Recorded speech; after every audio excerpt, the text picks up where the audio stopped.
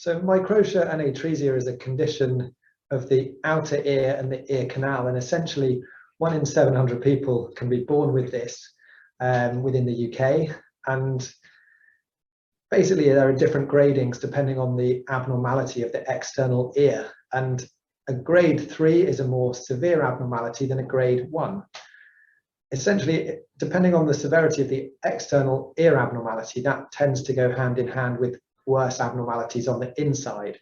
So we've got the outer ear, the ear canal, and the middle ear, and then the inner ear are the key parts of the ear itself.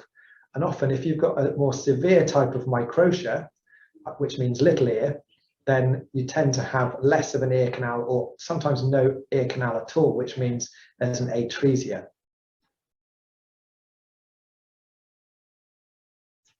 The symptoms related to microtia and atresia essentially relate to the abnormalities, and the more abnormal the outer ear and the ear canal are, the more likely that is to cause symptoms, particularly hearing loss.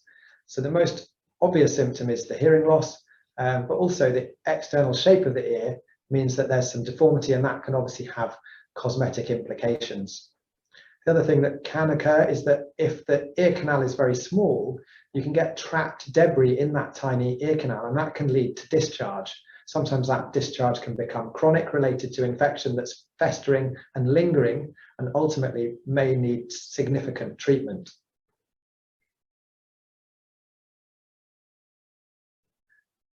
Microtia and atresia are related to a genetic abnormality. Usually they would occur spontaneously within the womb. Due to the way the ear forms, it just does not quite form correctly.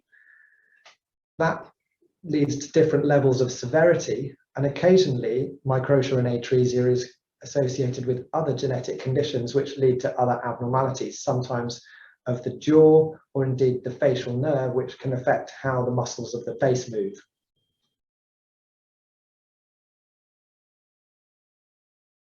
There are two main ways to approach the management of microtia and atresia.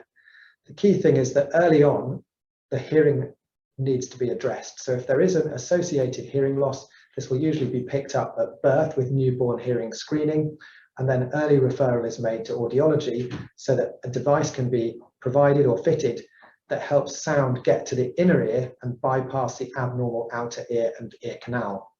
That's called a bone conducting hearing aid, and it takes sound directly to the cochlea on the affected side. And if the condition is bilateral, in other words, affecting both ears, then you can have these types of aids on both sides. This will then buy time for normal hearing to be established and normal speech to develop, at which point in the future, usually around the age of 3 or 4, we would consider doing a CT scan to investigate the anatomy further in and investigate the problems beyond what we can see just looking at the outer ear. That CT gives us a lot of very useful information, and we run a specialist clinic combined with my audiology colleagues and plastic surgical colleagues, whereupon we assess children or adults with this condition and can then plan their management accordingly.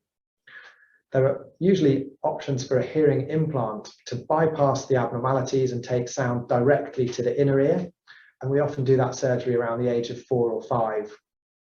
Later on in the child's life, generally from around the age of 8, it would be appropriate to try and start thinking about the cosmetic aspects of the condition, and particularly with regards to either plastic surgical reconstruction of the external ear or a prosthetic external ear, both of which are very good options to try and improve the appearance.